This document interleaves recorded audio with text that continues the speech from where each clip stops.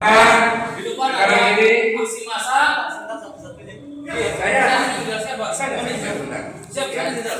Jadi Bapak-Bapak sekalian, ini Bapak dari Polda, dari Kepolisian. Saya katakan bahwa kami ini adalah organisasi yang konstitusional. Kalau polisi minta dibubarkan, di sana juga bubar, di sini bubar, mari kita bubar, ikuti apa yang disampaikan oleh para kepolisian. Ya, jadi jangan banyak komentar. Beliau petugas ada di desa, kita sama-sama junjung tinggi apa yang dilaksanakan. Dan kami mohon maaf kalau terganggu semuanya sehingga ada demo di depan.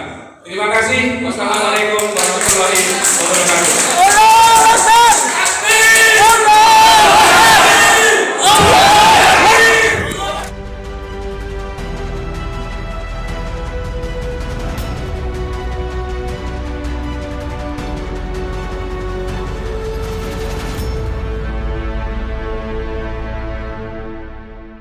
Assalamualaikum warahmatullahi wabarakatuh. Kembali berjumpa dengan saya, Hasan Arif dari Forum News Network. Video yang Anda saksikan tadi adalah peristiwa di Gedung Jabal Nur di Jembangan Kebonagung, Surabaya, Jawa Timur. Jadi pada saat itu sedang berlangsung pertemuan antara mantan Panglima TNI Gatot Nurmantio dengan sejumlah tokoh dan para alim ulama di Jawa Timur. Jadi mereka tergabung dalam koalisi aksi menyelamatkan Indonesia kami. Dan Gatot hadir sebagai salah satu presidium dan juga deklarator kami. Jadi pada saat itu Gatot baru saja mulai pidatonya dan ketika kemudian tiba-tiba masuk seorang pria yang di situ menggunakan kemeja putih dan berbadan gempal dan dia meminta agar acara dan pidato Gatot dihentikan karena situasinya katanya tidak kondusif, di luar sedang berlangsung unjuk rasa. Pria tersebut oleh sebuah media disebut sebagai Wakil Direktur Intelpam Polda Jawa Timur, Ajun Komisaris Besar Polisi Iwan Surya Ananta. Dan yang Anda sudah juga sama-sama kita lihat tadi, sangat menarik bagaimana Gatot tidak sama sekali tidak melakukan perlawanan dan dia kemudian meminta untuk massa yang hadir atau para hadirin untuk membubarkan diri karena bagaimanapun menurut kata Gatot ini adalah perintah dari seorang petugas pemerintah. Dalam hal ini petugas kepolisian, jadi harus dituruti. Tetapi menurut Gatot, jika memang alasannya karena ada unjuk rasa di luar, tentu saja mereka juga harus dibubarkan.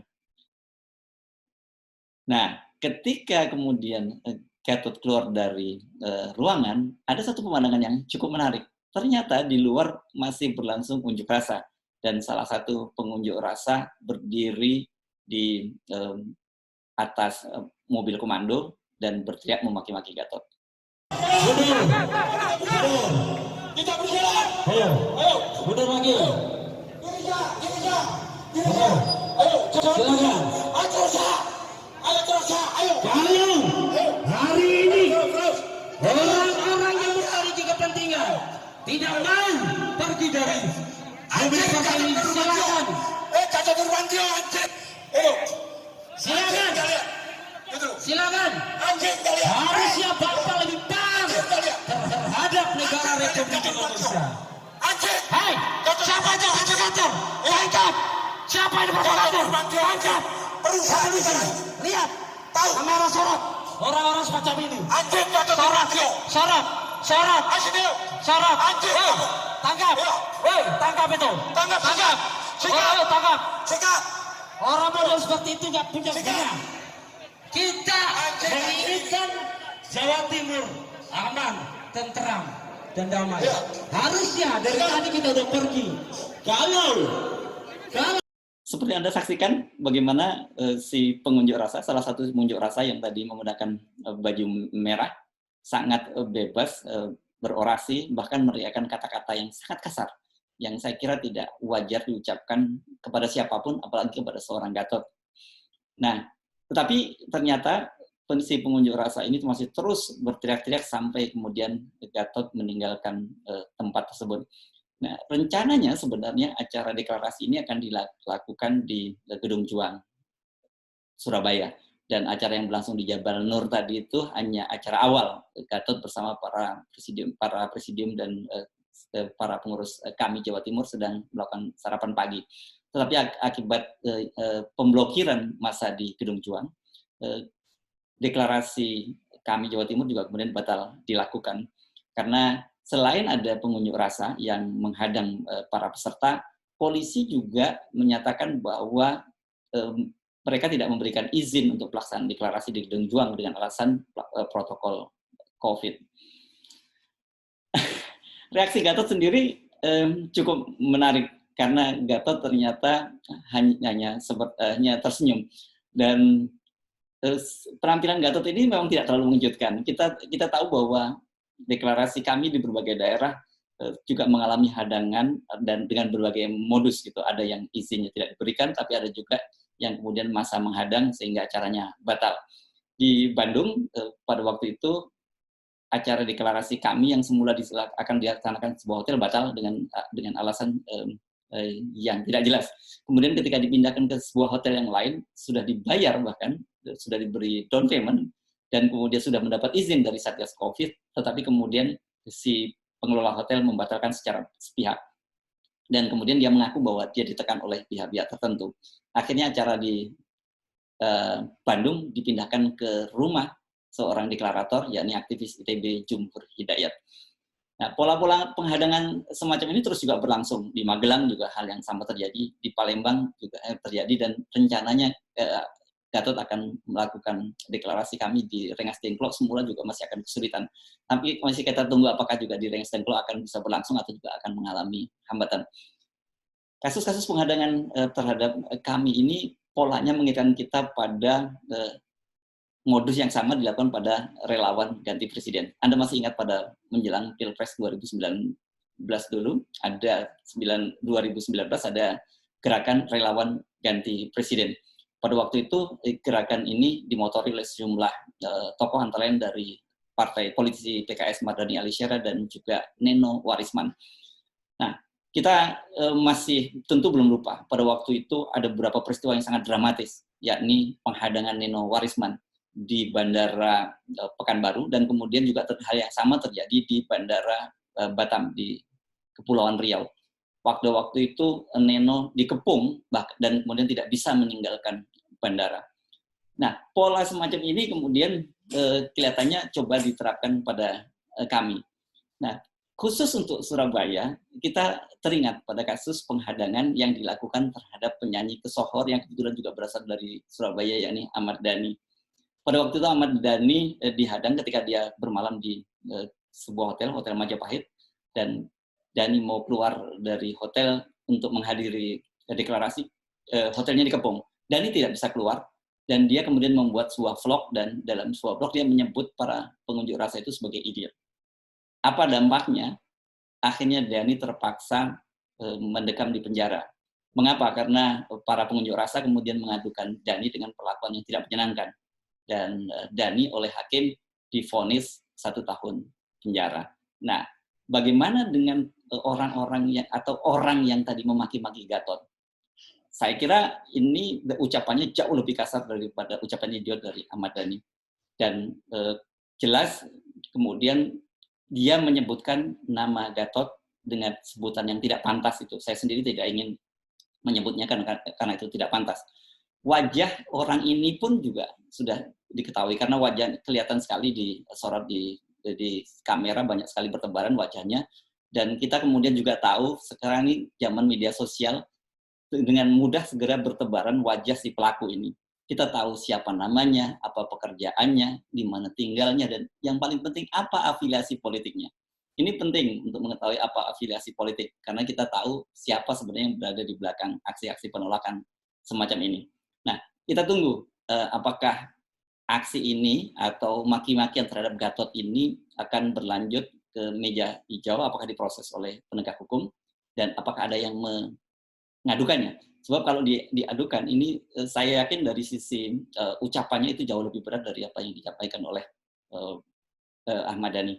Bagi Anda yang paham, tentu saja ucapan itu sangat tidak pantas dilakukan. Harus dicatat bahwa bagaimanapun Gatot adalah seorang purnawirawan TNI Angkatan Darat, dan dia bintang 4. Dia pernah menjadi Kepala Staf Angkatan Darat, dia pernah menjadi Panglima TNI, dan khusus untuk Jawa Timur, dia pernah menjadi Pangdam Brawijaya. Artinya apa? Gatot pasti punya jaringan dan punya pendukung yang cukup besar juga di Jawa Timur. Tetapi reaksi Gatot lagi-lagi tentu saja membuat orang menjadi lebih bersimpati. Dan demikian juga terhadap kami. Gerakan menghadang ini ternyata justru malah membuat publisitas terhadap kami menjadi semakin besar. Di berbagai daerah sekarang muncul permintaan-permintaan untuk melakukan deklarasi. Jadi bukannya orang semakin takut karena dihadang, orang makin semangat untuk melakukan deklarasi. Nah, pertanyaan sekarang, mengapa kemudian yang paling banyak diincar itu Gatot Nurmantio? Kita tahu kemarin beberapa hari yang lalu juga bagaimana heboh sekali ucapan Gatot Nurmantio tentang dia dicopot karena memerintahkan pemutaran film G30 SPKI juga digoreng oleh media. Jadi media luar biasa memberikan liputan yang sangat besar dan kemudian para politisi pendukung pemerintah juga banyak memberikan kecaman terhadap Gatot Nurmantio. Kelihatannya ada satu pola yang ingin diterapkan, yakni semacam satu kali tepuk, dua nyamuk mati gitu. Karena mereka berpikir bahwa Gatot, satu, bahwa dia adalah presidium kami. Ini gerakan ini kelihatannya sudah mulai mengkhawatirkan pemerintah. Kedua, bagaimanapun juga orang kemudian menghubung-hubungkan dengan Pilpres 2024. Jadi kalau kemudian Gatot bisa dimatikan, maka kami dan juga sekaligus Gatot sebagai figur juga bisa dimatikan juga. Apakah ini bisa berhasil? Ini yang masih jadi pertanyaan besar. Mengapa? Satu, ada dasar bahwa biasanya orang Indonesia itu bersimpati terhadap orang-orang yang merasa dizalimi. Dalam kasus ini, Gatot adalah figur yang dizalimi. Kedua, setting peristiwanya saat ini tentu saja berbeda dengan pada waktu gerakan relawan ganti presiden. Pada waktu itu situasi setting politiknya sangat-sangat politis. Kenapa? Karena relawan ganti presiden adalah sebuah gerakan yang dibuat untuk menghadang kembalinya Jokowi untuk menjabat yang kedua kalinya. Jadi dan pada waktu itu masyarakat dalam posisi saling berhadapan secara diametral, baik pendukung Prabowo maupun pendukung Jokowi. Nah, situasinya sekarang sudah berbeda. Gerakan dari kami dasarnya adalah basicnya moral, bukan gerakan politik. Beda dengan relawan ganti presiden yang sangat politis.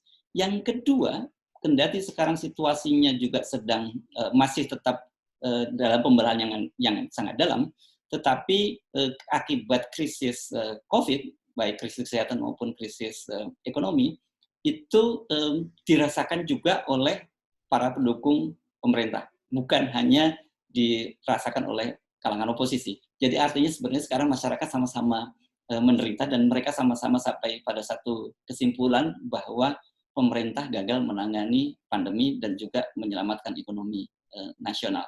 Tentu saja dengan setting seperti ini, gerakan kami yang melakukan koreksi terhadap pemerintah menjabat basis dukungan secara moral, baik dari kalangan oposisi maupun dari sebagian, saya tidak bisa menyebut semuanya, sebagian dari pendukung pemerintah. Nah, dalam situasi semacam ini tentu pemerintah harus kembali berhitung. Dengan memusuhi kami, itu mereka membuka medan pertempuran baru. Padahal saat ini medan pertempuran yang dihadapi oleh pemerintah cukup berat.